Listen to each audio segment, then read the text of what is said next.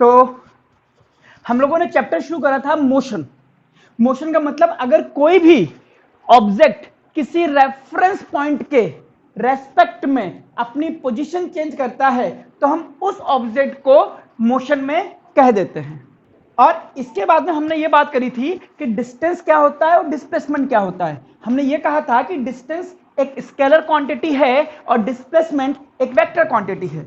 Distance जिस भी रास्ते से कोई ऑब्जेक्ट गुजरता है उस रास्ते की लंबाई आप नापते रहिए, वही उसकी डिस्टेंस होती है। इसीलिए ये कभी भी नेगेटिव में नहीं होती है और ये जीरो भी नहीं होती है। बट डिस्प्लेसमेंट एक वेक्टर क्वांटिटी है, इसमें हम डायरेक्शन की बातें करते हैं। मैं बात करूंगा स्केलर और वेक्टर पे थोड़ा बाद में, ठीक है। फिर हम बात करते हैं कि अगर कोई ऑब्जेक्ट एक जगह से दूसरी जगह तक जाता है तो उसकी जो स्टार्टिंग पॉइंट होता है और जो उसका एंडिंग पॉइंट होता है उससे एक सीधी लाइन खींच दीजिए आप।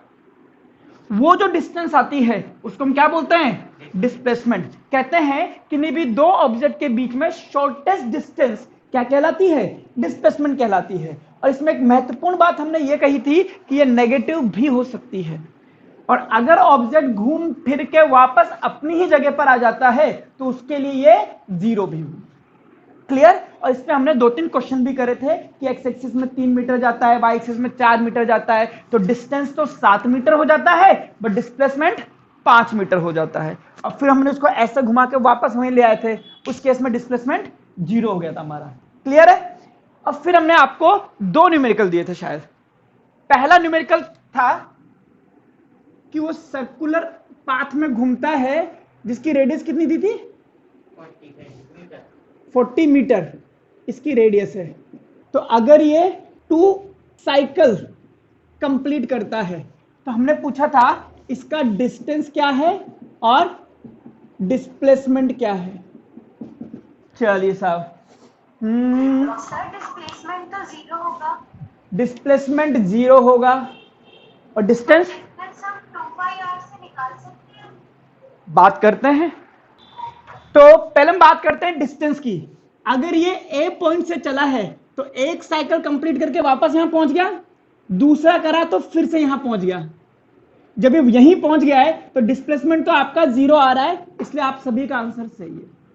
अब बात करते हैं परी कि इसकी जो रास्ते पे गया है उसकी लंबाई कैसे नापोगे। वो जब ऐसे गया है तो इसकी सरकमफेरेंस ही इसकी लेंथ है, तो एक बार गया 2πr, फिर दूसरा चक्कर लगाया तो फिर से 2πr, यानी कि 2 into 2πr, this will be the distance.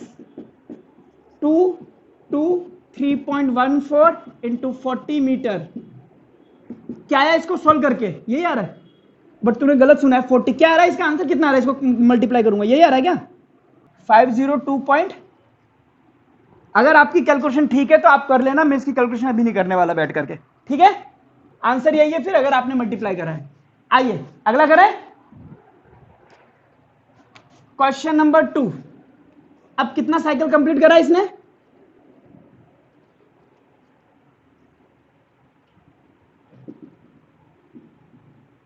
Okay, distance displacement में 2.5 साइकिल कवर करें इसने।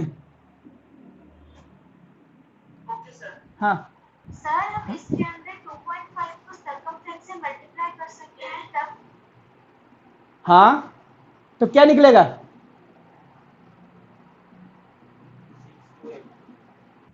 628 आ रहा है ना इसमें।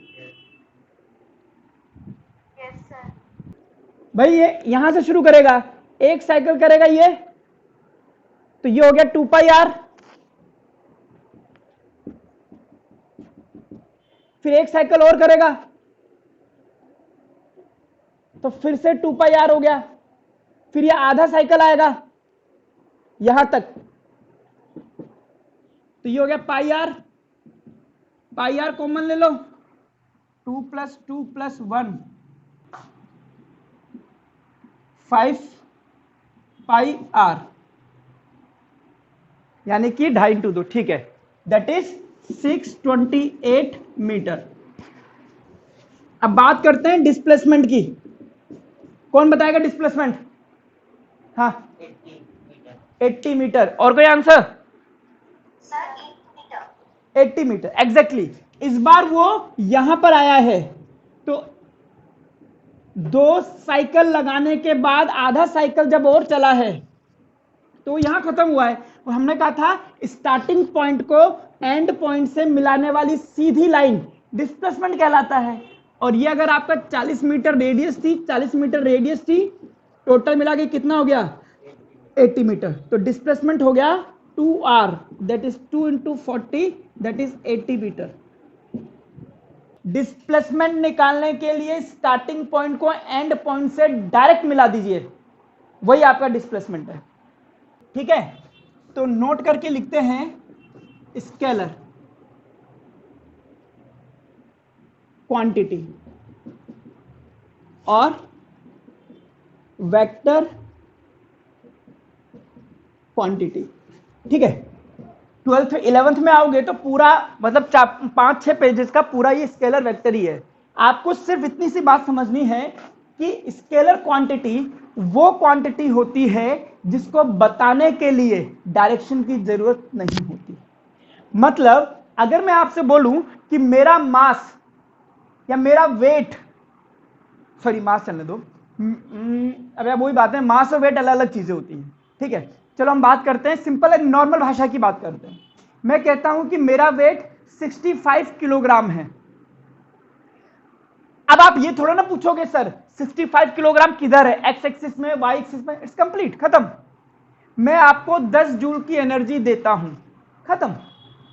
ठीक है, तो यहां किसी भी डायरेक्शन की जरूरत आपको नहीं पड़ रही है। बट अगर मैं आपसे बोलूं कि मैं घर से निकला हूं और 50 मीटर चला हूं, तो बताइए मैं कहां पहुंचा हूंगा?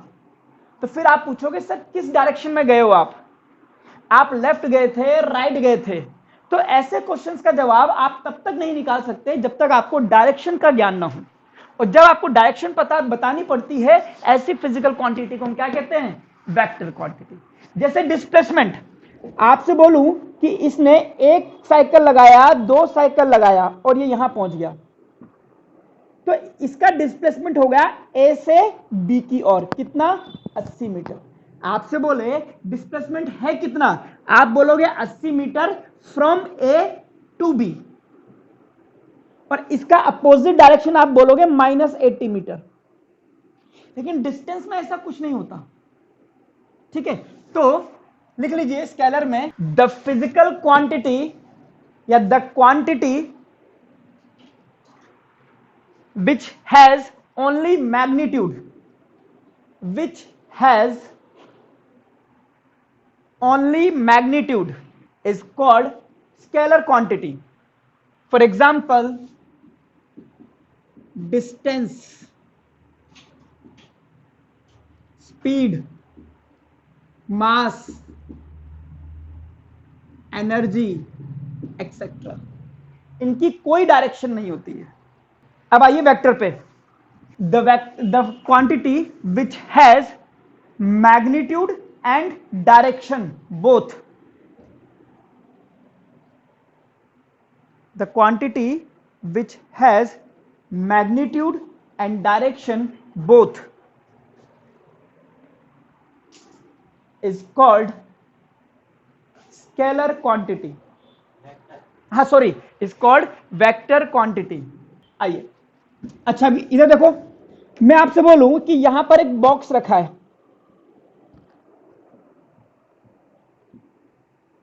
ओ पॉइंट पर एक बॉक्स रखा है, मैंने इसको फोर्स दिया और फोर्स दे करके खिसका दिया, बताइए ये कहां पहुंचा होगा, ए पर या बी पर? वाह वाह। अब मैं इधर से धक्का मारूं तो तुमने ए कैसे बोला?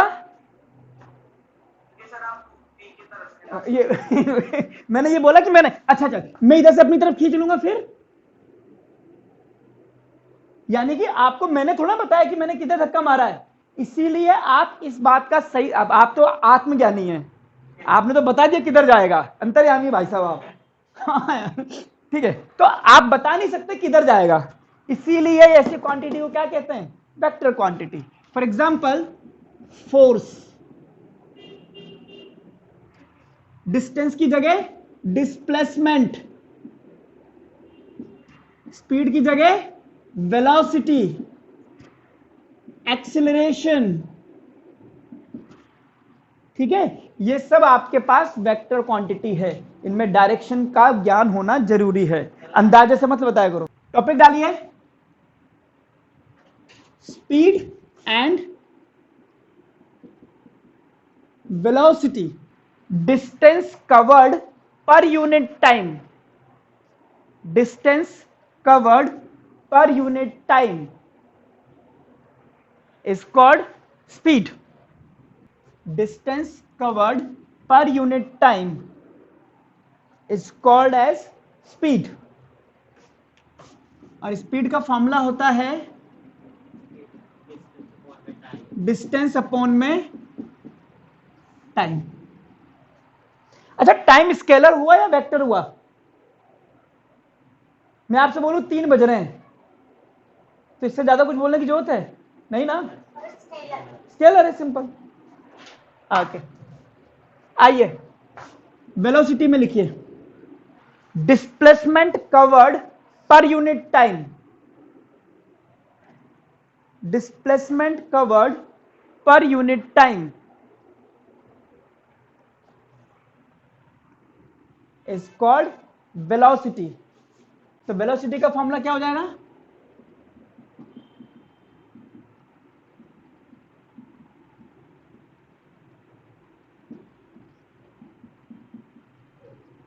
आइए अब देखिए, यहां आता है डिस्टेंस, यहां आता है डिस्प्लेसमेंट। क्या डिस्टेंस नेगेटिव हो सकती है? नहीं। तो स्पीड भी नेगेटिव नहीं होगी।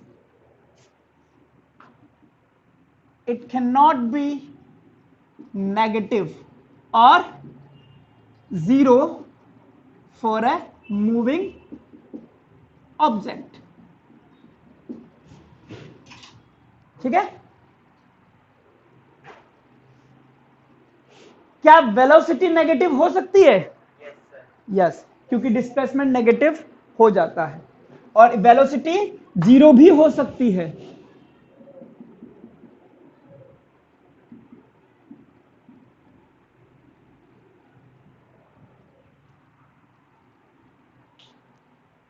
इसकी यूनिट क्या होगी?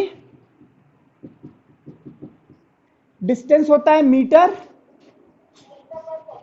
नीचे होता है सेकंड, तो मीटर पर सेकंड। और इसकी यूनिट क्या होगी?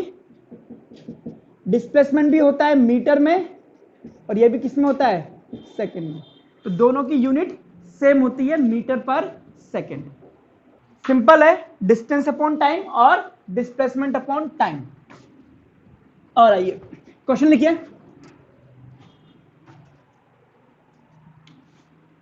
वही क्वेश्चन दोबारा करते हैं। ठीक है, लिखिए, if a boy complete one cycle, if a boy complete one cycle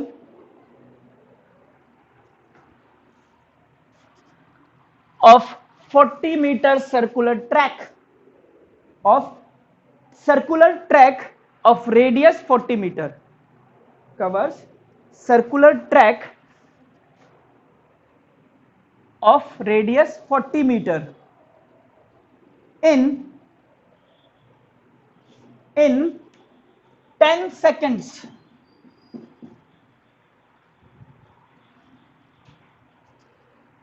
then find if a boy completes one cycle of circular track of radius 40 meter in 10 seconds, then find speed and velocity of boy.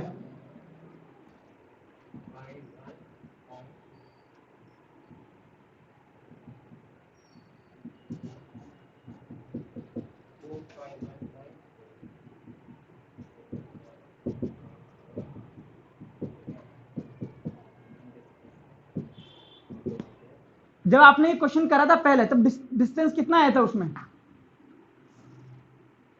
251.4. 251.4 और अब इसको 10 से और divide कर दो तो आ जाएगा 25.14 metre पर सेकेंड। खत्म। 0.2 है ना ये तो।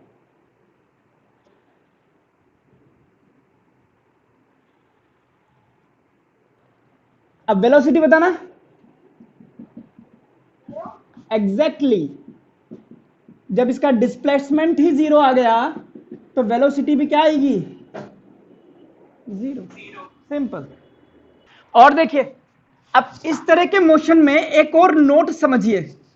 अगर आप कहते हो कि ये जाता है 25.12 मीटर पर सेकंड से यहां से, तो ओवरऑल इन सर्कुलर पाथ इसकी स्पीड क्या है? कांस्टेंट। बट हर एक मूवमेंट पे वेलोसिटी की डायरेक्शन बदल रही है ना? हर एक पॉइंट पे इसकी डायरेक्शन बदलती है, बट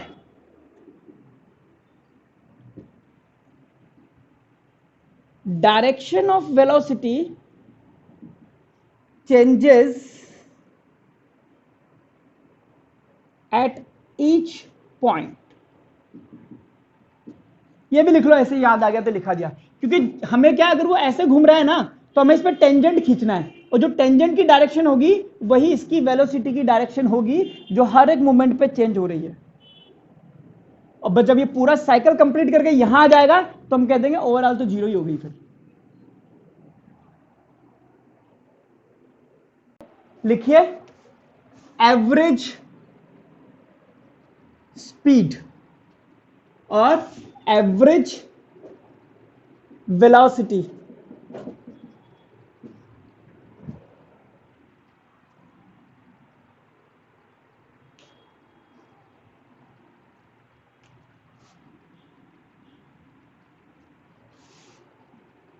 इजी है। सुनिए, स्पीड क्या होता था? Distance upon time. तो एवरेज स्पीड क्या होगा? Total distance upon total time. खत्म हो गया। वेलोसिटी क्या होता था? तो एवरेज वेलोसिटी क्या हो गया? खत्म। बंद। आप देख रहे हो, याद करने वाली चीजें आसान है और समझने वाली में दिमाग घूमेगा। If a boy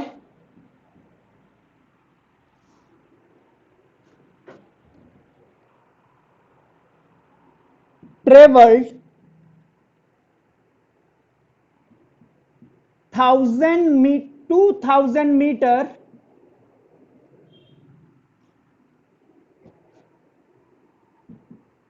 in 50 in 1 hour,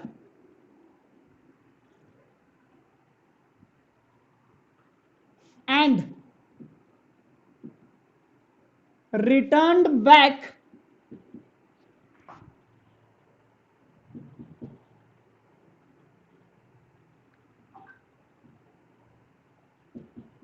in 2 hours, या ट्रेवल्ड ऐसा कर दो from A to B. If a boy travelled A to B 2000 metre and 1 hour and returned back B to A in 2 hours,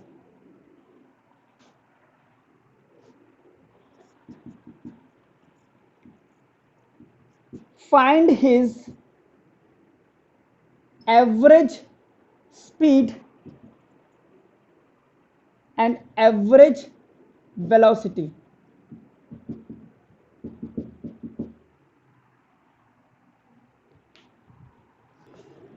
average speed निकालते हैं।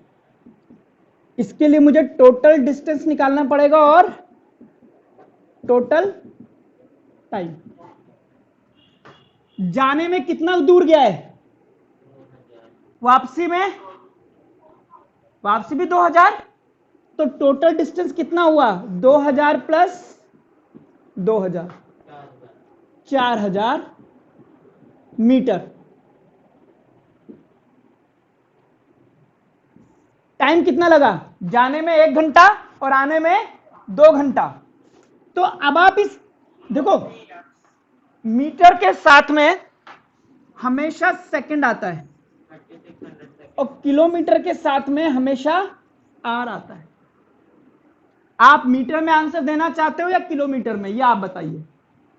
But अगर ये 4000 पहुंच गया है तो आप इसको लिख सकते हो 1 घंटा प्लस 2 घंटा, यानी कि 3 घंटे। और इसको किस में चेंज कर दीजिए, किलोमीटर में। तो किलोमीटर में करोगे तो ये 4 किलोमीटर आ गया अपॉन 3 घंटे, यानी कि 1.33 किलोमीटर पर आवर। और कई बुक्स में इसको लिख देगा KPH, मतलब kilometre per hour.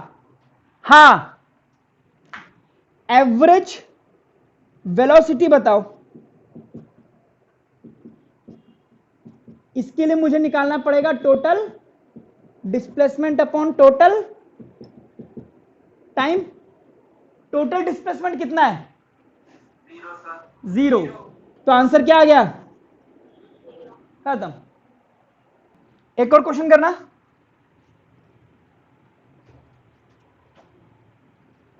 If a boy covers 5 meter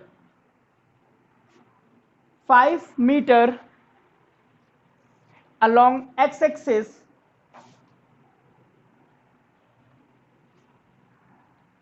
in 2 seconds and then 10 meter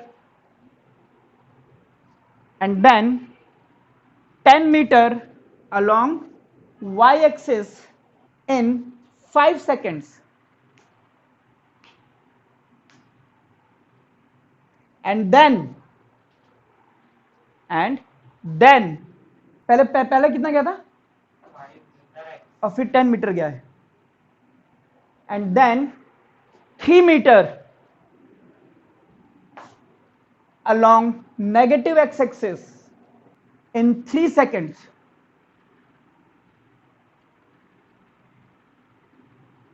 ठीक है, find its average speed and average velocity. थोड़ा सा दिमाग लगाना, डायग्राम अच्छे से बनाना, क्वेश्चन हो जाएगा। Find its average speed and average velocity. अब मैं थोड़ा सा इस मोशन वाली पार्ट को छोड़ रहा हूं, अब हम जा रहे हैं ग्राफ्स पर। तो ग्राफ समझने के लिए पहले उनका बेसिक समझना जरूरी है, ठीक है। तो हेडिंग डालिए graphical section, basic concepts of graphical section. देखो बेटा, बहुत ध्यान से सुनना, मैं 9th में भी यही बात बोलता हूं, 10th में भी यही बोलता हूं, 11th में भी यही बोलता हूं, 12th में भी यही कहता हूं, IIT के बच्चों को यही कहता हूं, मेडिकल के बच्चों को भी यही कहता हूं कि ग्राफ से रिलेटेड अगर कोई भी क्वेश्चन आता है तो आपको उसकी 2 चीजों के बारे में पता करना है। पहला, उस ग्राफ का स्लोप क्या है, दूसरा उस ग्राफ का एरिया क्या है। क्लियर, ये 2 चीजें समझनी है। तो ग्राफ का स्लोप क्या होता है और ग्राफ का एरिया क्या होता है, ये चीजें पहले हमें समझनी पड़ेगी, ठीक है। सपोज करो आपके पास में ये कोई कर्व है, यहां ये वाई एक्सिस की क्वांटिटी है और ये एक्स एक्सिस की क्वांटिटी है, और आपने ये कर्व खींच दिया। क्लियर, किसी भी कर्व का स्लोप क्या होता है, आपने साइन थीटा कॉस थीटा सुना है कभी? चलो छोड़। स्लोप होता है वाई एक्सिस की क्वांटिटी में चेंज अपॉन एक्स एक्सिस की क्वांटिटी में चेंज, और एरिया होता है ये, यानी कि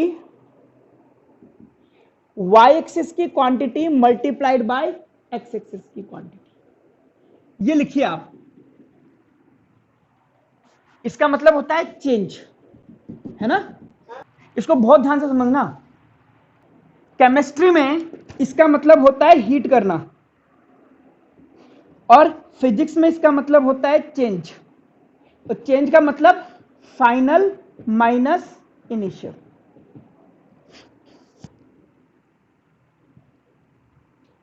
ठीक है? समझिए मैं क्या सिखाना चाह रहा हूं। फॉर एग्जाम्पल, अच्छा ये लाइन कैसी है? स्ट्रेट लाइन है ना? स्ट्रेट लाइन का स्लोप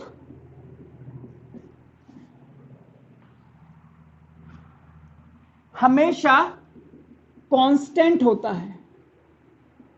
जहां भी आपको स्ट्रेट लाइन दिख जाएगी और आपसे बोला जाएगा कि इसका स्लोप कैसा है, तो आप क्या बोलेंगे? कांस्टेंट। ठीक है? जब हम स्लोप की बातें करते हैं तो स्लोप दो टाइप का आता है बेटा, एक होता है पॉजिटिव स्लोप और एक होता है नेगेटिव स्लोप। अगर आपके पास कोई कर्व खींचा गया है, चाहे ऐसे खींचे या ऐसे खींचे या ऐसे खींचे या ऐसे खींचे, कोई सा भी कर्व खींचे, आप ये देखिए कि वो एक्स एक्सिस से कितना एंगल बनाता है। ये देखिए, ये सारे ही एंगल 90 डिग्री से कम है। तो ऐसा कर्व जिसका स्लोप 90 डिग्री से कम होता है वो कैसा स्लोप कहलाता है? पॉजिटिव। कैसा स्लोप है? पॉजिटिव। लेकिन अगर ऐसा स्लोप खींचूं मैं जिसका एंगल एक्स एक्सिस से 90 से ज्यादा आ जाए, ऑब्ट्यूज एंगल बन जाए, चाहे वो ऐसे खींच दूं या ऐसे खींचूं या ऐसे खींचूं या यहां खींच दूं, हर एक जगह पर एक्स एक्सिस से बनने वाला एंगल ऑब्ट्यूज एंगल आएगा। ये देखिए, इस तरह को हम बोलते हैं नेगेटिव स्लोप। तो क्या आप पॉजिटिव स्लोप और नेगेटिव स्लोप की लाइनें पहचान लोगे? जो ऐसे खींच रही है वो पॉजिटिव और जो ऐसे खींच रही है वो नेगेटिव। और ये स्लोप कैसा है? हमेशा कांस्टेंट। ये अगली बात लिखिए, जब इनका यूज कराऊंगा तो धीरे धीरे चीजें क्लियर हो जाएंगी। जरा समझिए, अगर मैं यहां पर एक प्लेटफॉर्म बनाता हूं नंबर 1 और एक प्लेटफॉर्म ऐसा बनाता हूं नंबर 2, तो किसका स्लोप ज्यादा है? इसको देखिए, इसका एंगल कम बना है। अगर मैं यहां पे कोई बॉल रखता हूं तो वो गुड़क करके नीचे आएगी, लेकिन अगर मैं यहां रख दूं तो ये और जल्दी आएगी, यानी कि इसका स्लोप ज्यादा है। तो इसका स्लोप कैसा है? ज्यादा है। इसका स्लोप कैसा है? लेस है। ये कम स्लोप है, ये स्लोप और बढ़ गया और बढ़ गया और बढ़ गया और बढ़ गया और बढ़ गया और बढ़ गया। तो स्लोप का बढ़ना और कम होना समझ में आ गया आपको? ओके। और अगर मैं ऐसे कह दूं कि एक कर्व खींचा है वो ऐसा है, अगर मैं यहां बॉल रख दूं तो ये कहीं जाएगी क्या? क्यों? क्योंकि इसमें स्लोप है ही नहीं।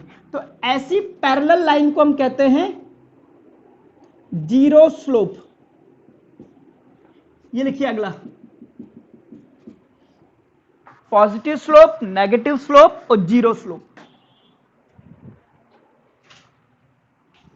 कम स्लोप, ज्यादा स्लोप। ये स्लोप समझना पड़ेगा हमें, तभी हमें ग्राफ वाली चीजें समझ में आएंगी। ग्राफ का कैसा भी क्वेश्चन दे देगा हमसे हो जाएगा। डन? एक बार फिर से मैं रिवाइज करा दूं आपको कि मैंने क्या पढ़ाया। मैंने पढ़ाया है कि किसी भी कर्व में, किसी भी कर्व का, किसी भी ग्राफ का कोई भी क्वेश्चन करने के लिए हमें दो चीजों का पूर्ण ज्ञान होना आवश्यक है। पहला, उसका स्लोप, और दूसरा उसका एरिया। स्लोप बेसिकली किस चीज को बताता है वो पता करने के लिए हम delta Y upon delta X, यानी कि वाई एक्सिस की क्वांटिटी में चेंज, अगर मैं इसको बोल दूं y1, इसको मैं बोल दूं y2, इसको मैं बोल दूं x1, इसको बोल दूं x2, तो अगर हम इतनी सी लाइन की बात करेंगे तो x2 माइनस x1 और x2 माइनस x1 की बात करें, सीधे चेंज इन वाई एक्सिस की quantity upon change in x axis की क्वांटिटी, ये स्लोप बताता है। एरिया बताएगा वाई एक्सिस की quantity multiplied by x axis की क्वांटिटी। फिर मैंने बताया कि केमिस्ट्री में इस चीज को हम बोलते हैं हीट और फिजिक्स में इसको हम बोलते हैं चेंज। चेंज का मतलब फाइनल माइनस इनिशियल क्वांटिटी। चलो फिर मैं आगे आ गया स्लोप। मैंने बताया कि जब भी कोई स्ट्रेट लाइन खींची जाती है तो हम कहते हैं कि उसका स्लोप कैसा है, कांस्टेंट। और कांस्टेंट पॉजिटिव भी हो सकता है, नेगेटिव भी हो सकता है और जीरो भी हो सकता है। पॉजिटिव कांस्टेंट का मतलब ये होता है कि वो ग्राफ की जो लाइन है वो एक्स एक्सिस से एक्यूट एंगल पर रहे, ठीक है, थीटा की वैल्यू 90 से कम हो एक्स एक्सिस से। लेकिन नेगेटिव स्लोप तब होता है जब इसकी वैल्यू क्या हो, 90 से ज्यादा और 180 डिग्री से कम, ठीक है। फिर मैंने आपको बताया कि अगर मैं एक लाइन ऐसे खींचूं और एक लाइन ऐसे खींचूं और आपसे पूछूं कि किसका स्लोप ज्यादा है, तो आप बोल दोगे दूसरे वाले का स्लोप पहले वाले से ज्यादा है। थोड़ा सा टफ लगेगा आपको, बट इस पे फिर क्वेश्चन आएगा ना तो आप आसानी से कर दोगे। इसी को हम बोलते हैं बेसिक्स, ठीक है ना। क्वेश्चन लिखिए, इनमें से मुझे बताइए कौन से कर्व का स्लोप पॉजिटिव है, किसका नेगेटिव है और किसका जीरो है।